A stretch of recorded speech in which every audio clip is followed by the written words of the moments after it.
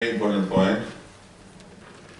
I will answer a little bit long because it's a critical issue.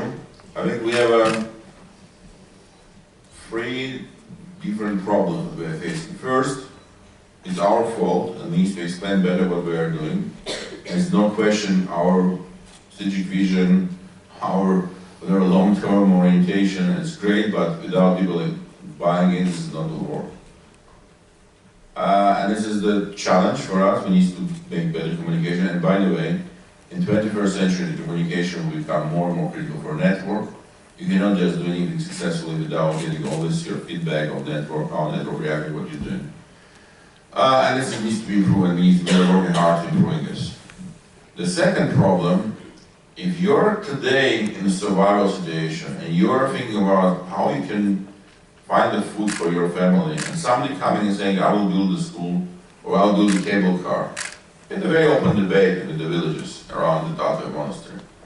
It was $12 million investment to the cable car, and people told me, look, we have a 50% unemployment, we have dying villages, we have no future, and you are trying to build something which is for your enjoyable, whatever, the rich person trying to do something that you believe is right.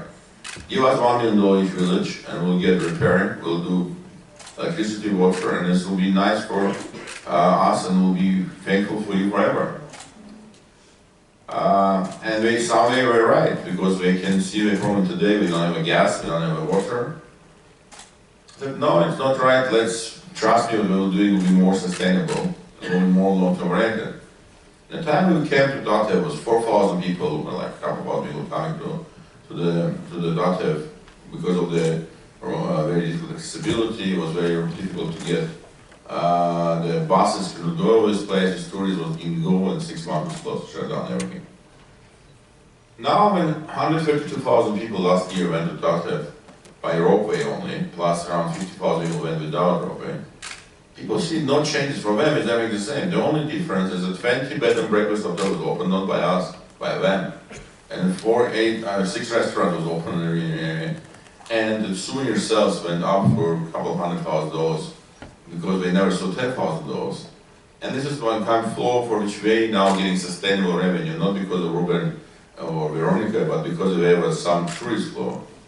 But if you ask them again, the way it was good for us, no, we continue with a lot of problems which don't solve. That's why, again, the vision what we provide, which is sometimes very long-term oriented, what they are suffering today and willing to get some response. It's a big gap. The third, it's, we are fighting, and this is no question, I always say this honestly, from survival to prosperity. When you're a survivor, you have different priorities. We're a very good survival nation. We've been very good hundreds of years to be good survival. That's why we love Pastor Ma, our Ma. If you look at the food we are using, lavash, all about one thing, how you can to keep the food long, you can travel with this food without problem, and try to get another place and immediately do not be starving. The problem is, and it's very nice food, but I love Pastor Ma and I love our Ma, and I'm saying, it's not what I won't eat it. The question, how you make the mentality, you think big, you think out of the box, you're more ambitious, because prosperity means you're taking more risk. Survival, you're not risk taker. You're trying to minimize your risk. It's why people didn't believe we would build the school, because they lost their trust for everybody. They said, oh, it's a bullshit. Again, you're saying so many things, never will build the school. But as soon as we build the school, say, oh, the school will not operate, kids will not come. If kids came and said, okay, what is the big deal? Is it for rich kids? Because if no rich kids, it doesn't matter. It's anyway what we're doing now. Only from Dilijan, 8 kids, if I'm not mistaken, Veronica, already been accepted by UWC system without any benefits, because they're just learning English and other languages but it from Dilijan citizens they say, oh, that's a big deal. But from 12,000 small town, having 8 kids who've been accepted by UWC system, it's showing big transformation. Going to Dilijan, you go to Kuchuch restaurant or other Syrian restaurant, you can say, oh, what a big deal. It's not because of the school. You can see the people walking the street with the different colors and skin, and nobody's surprised and nobody should. So I can see that the big problem, which we are all facing here, you came to listen to me, and most of you have a problem. Tomorrow you need to pass exam, some problems in the home, you don't have money to pay your mobile phone, or whatever, your business is not growing. To think big it's always very scary. And yes, we have a gap between doing something big and long term and that we are surviving. Yes, Aurora was especially, but we are, despite we are not rich, despite we have a problem, despite we cannot afford many things, we can help others. It was by purpose helping us get out of the some which we hate and we love it. We hate to be survival, but we love it because we know how to survive. Because I'm the fighter of the survival mood from the first day, and I can tell you, this is my biggest challenge. Convince all of you what be survival is bad for us. We cannot survive. We've been punished for Ottoman Empire because we survive, we'll not be fighting for our independence.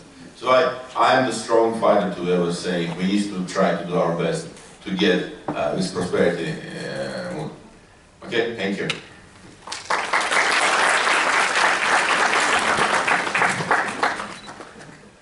Professor Gregory Areshian. In the second, first of all, thank you for a wonderful lecture. We very much appreciate your presence here at AUA.